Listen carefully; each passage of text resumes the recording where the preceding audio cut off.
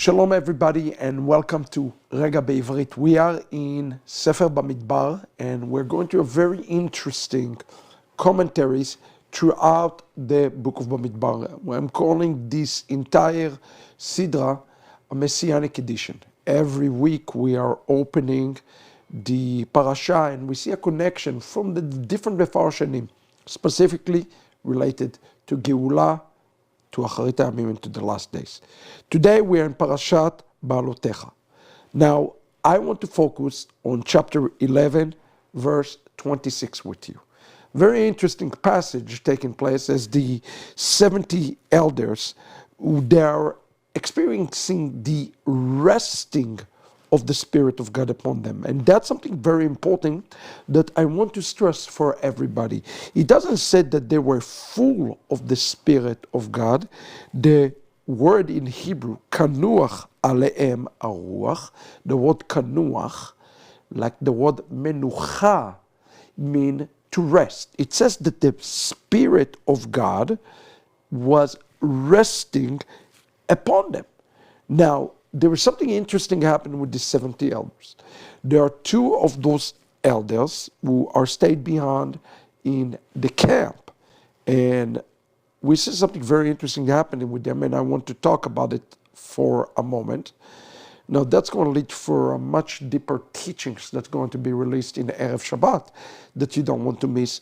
But for now, I want to talk about this. It says in chapter 11, verse 26, וישארו שני אנשים במחנה, שם האחד אלדד ושם השני מדד. ותנח עליהם הרוח, והם בכתובים, ולא יצאו העולה, והתנבאו במחנה. This is important to understand this verse. It says that there were two men who were in the camp. One of them was named is Eldad, and the other name was Medad. It says again, Vatanach alehem aruach. That Spirit was resting upon them, and they would not go out to the tent, and they were prophesying inside the camp. There are two questions that were interested to Chazal. First of all, what was the nature of their prophecy, which is very important. And number two, why were those two received the Holy Spirit in such a way?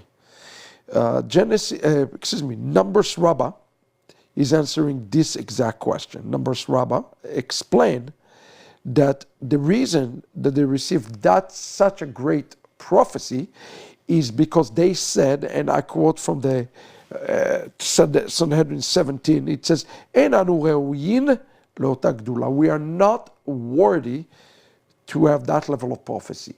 One of the signs of a prophet, of somebody that have a spirit of prophecy, believe it or not, is meekness. In this parasha, this week, in chapter 12, we read about Moshe Rabbeinu. It says on Moses that he was the meekest man in the house of Israel. The word meek in Hebrew is the word anav, which is the same word or rooted and connected to the word ani. Ani is, Chazal explained to us, is one of the attributes of the Messiah. Like in Zechariah chapter 9, verse 9, it says he is ani, is poor, rochev al chamor, riding upon a donkey. So that is the connection between them. The anava, the attribute of anava always would lead a person to have a spirit of prophecy. So the question is, what were they prophesied about? Now, without getting into too much detail, I want to tell you what Bamidbar Rabbah says. In Bamidbar Rabbah it says, וישארו שני אנשים במחנה. מה היו מתנבאים? What are they prophesying about? And they say the following. Stunningly, they were prophesying about the falling of Gog. Now, if you look at the word va'itnab'u, they were prophesying, right? What do you see? you notice something very interesting about this word. The word starts with the letter Vav and end in the letter Vav. In the middle, you have the word Nevuah, prophecy, Va'itnabu.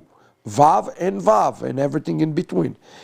Now, the letter Vav in Hebrew is equivalent to the number 6, which is important. Now look at the word Gog in Hebrew. The word Gog in Hebrew made up with a Gimel, Vav, and a Gimel. If you take the beginning and the end of the word Gog, Gimel is 3 plus 3, it's equal 6. Chazal, and the middle letter, by the way, is the letter Vav.